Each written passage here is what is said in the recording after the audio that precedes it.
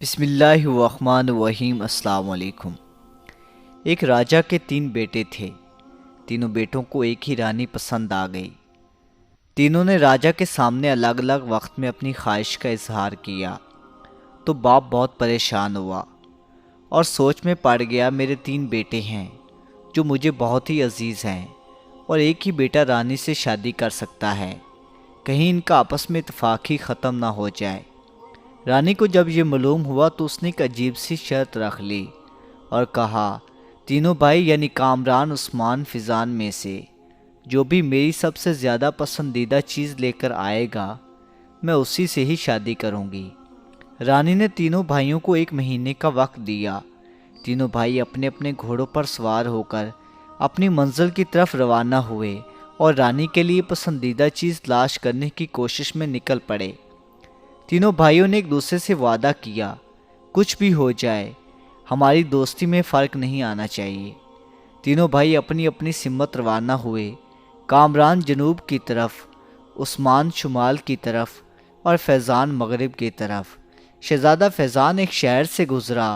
اس نے ایک بزرگ کو دیکھا جس نے ہاتھی کے دانت اٹھایا ہوا ہے۔ فیضان نے پوچھا، کیا تم نے یہ ہاتھی کا دانت کیوں اٹھایا ہے؟ درویش نے کہا، یہ کوئی معمولی دانت نہیں، اس کے اندر جھانک کر اس چیز کو دیکھا جا سکتا ہے جس کو دیکھنے کی آپ کی خواہش ہو۔ فیضان کو درویش کی یہ بات بہت اچھی لگی۔ انہوں نے دانت کی قیمت پوچھی تو درویش نے کہا، اس کی قیمت 40,000 دینار ہے۔ شہزادہ فیضان نے سوچا کہ رانی کے لیے اس سے بڑا قیمتی تحفہ کوئی اور نہیں ہو سکتا۔ 40,000 دینار میں یہ دانت خرید لیا۔ شہزادہ عثمان جب ایک جگہ سے گزرا تو اس نے دیکھا کہ گاؤں کے لوگ ایک جگہ اکٹھے ہوئے کھڑے ہیں۔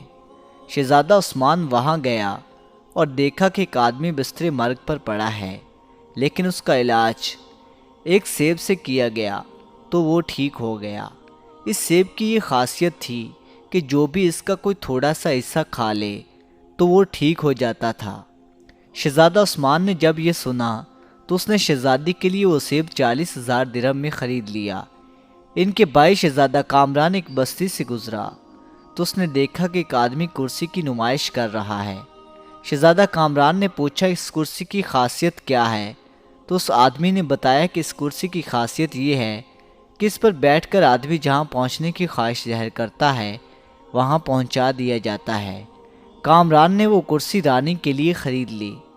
تینوں بھائی ایک مرکز پر اکٹھے ہوئے تو کامران اور عثمان نے شہزادہ فیضان سے کہا کہ تم رانی کے لیے کیا چیز خرید کر لائے ہو؟ اس نے ہاتھی کے دانت دکھایا اور اس کی خصوصیات بھی بتائیں۔ انہوں نے شہزادہ فیضان سے کہا کہ رانی کو دیکھنے کا دل کر رہا ہے۔ اندر جھانک کر دیکھا کہ رانی کو سانپ نے ڈس لیا ہے۔ انہوں نے رانی کے پاس جانے کی خواہش ظاہر کی تو کامران نے کہا کہ میری کرسی پر بیٹھ جاؤ اور ہم رانی کے پاس چلے جائیں گے۔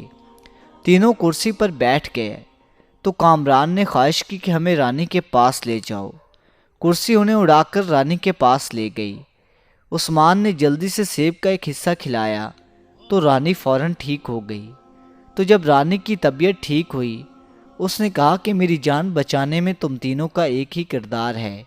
اگر ہاتھی نہ ہو، دانت اور کرسی تینوں میں سے کوئی چیز بھی نہ ہوتی تو میری جان نہیں بچ سکتی تھی۔ اب تم تینوں میں تیر اندازی کا مقابلہ ہوگا اور جس کا تیر دور جائے گا میں اسی ہی سے شادی کروں گی۔ تو تینوں نے اپنا تیر کمان لگا کر ہوا میں پھینکا۔ جب پتہ کیا گیا تو پتہ چلا کہ عثمان کا تیر فیضان سے آگے تھا اور کامران کا تیر مل ہی نہیں رہا تھا۔ رانی نے کہا، جب تک کامران کا تیر مل نہیں جاتا تب تک فیصلہ نہیں ہوگا۔ تو دوسرے دن تینوں بھائی جنگل میں شکار کرنے کے لیے گئے۔ عثمان نے دیکھا کہ کامران کا تیر پڑا ہوا ہے۔ اگر عثمان چاہتا تو چھپا بھی سکتا تھا، لیکن اس نے کامران کو بتا کر اسے گلے لگا لیا اور کہا کہ آپ کا تیر ہمارے دونوں تیروں سے آگے ہے اور تیر کے زیادہ دور جانے کی وجہ سے تم رانی کے ساتھ شادی کرنے کے حقدار ہو۔